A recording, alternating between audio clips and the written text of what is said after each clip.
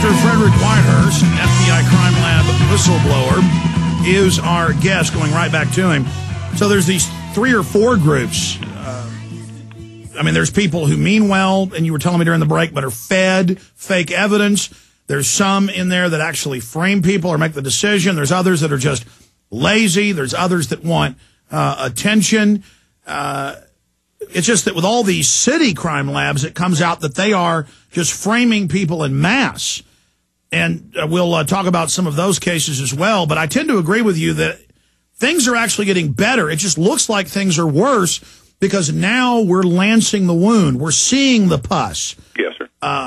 It'd be like if you're at a serial killer's back 40 and you dig up the 25 bodies, things aren't getting worse. You've actually stopped the serial killer. You've got him in custody now. It just looks like it's getting worse because you've now discovered the crime. You got it. You know, they call them crime labs sometimes because the crime is in the lab. But,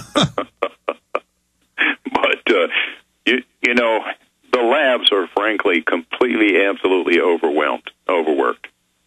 I was just reading an article during the break about San Francisco Crime Lab. They're doing 7,000 cases, or, each exam. There's no way you could do science that fast, period. And, what's amazing to me, San Francisco touts itself as one of the most progressive think tanks, if you will, in the country.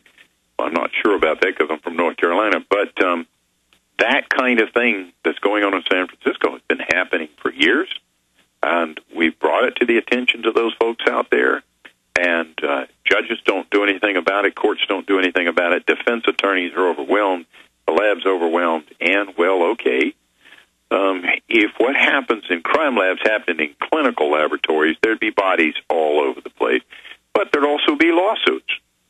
These people have immunity from lawsuit. If a doctor carried out his business like crime labs carry on their business, he wouldn't be a doctor very long. So this state immunity that you've got in the crime labs, as well as no audit function. There's no outside audit function at all.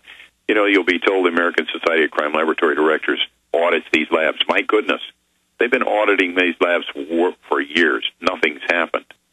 That's just a good old boy network. So you've got a human enterprise that has no oversight at all, sir, none. And on top of that, the oversight system that's supposed to work, which is the court system, is completely overwhelmed.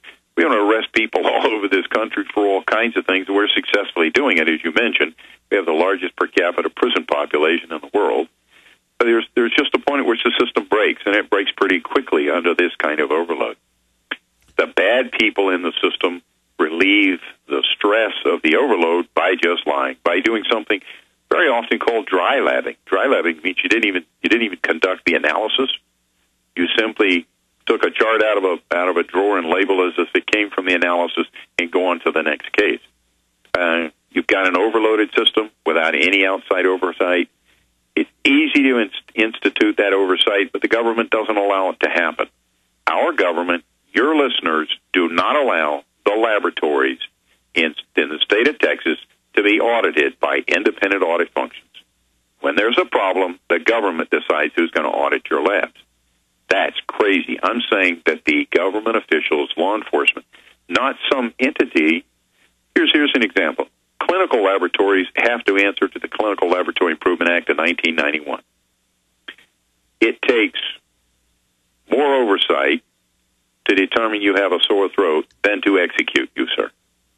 You can be executed because of a crime laboratory that has no oversight at all, but a doctor going into your throat to determine if you have a sore throat has a paperwork trail that he's very well aware could take away his license to practice. So we have a system out of control. Until the people decide, and this falls right back in the seat of your listeners, sir, until they decide this is not going to happen, I am not going to be threatened by this, let's just put it in place. Oh, it's going to cost some money. Here in North Carolina, we put daylilies in the middle of our highways. Down there in Texas, you put bluebonnets. Okay? Let's put a few less bluebonnets, and let's get auditors, not crime laboratory people, auditors in to look at those labs. Well, is that going to happen? It's not going to happen unless the people that are in Texas, in the United States, decide enough is enough. All right, Dr. Whitehurst, let's bring this down to the bottom line. Yes. Every major police department I've ever even randomly Googled has had big scandals with their crime labs, and that's with most states having almost no oversight. It's the same thing as the National Security Act of 47, where U.S. intelligence has almost no oversight, unlimited secret budgets, can do whatever they want. And, of course, the CIA had to admit in 96 with their inspector general that they were shipping in cocaine.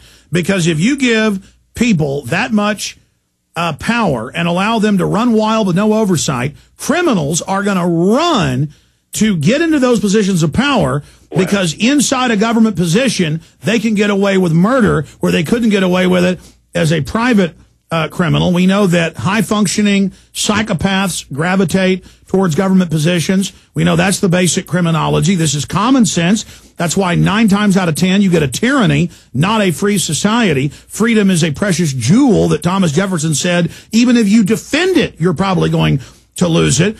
And so we know that these crime labs, by and large, are a fraud.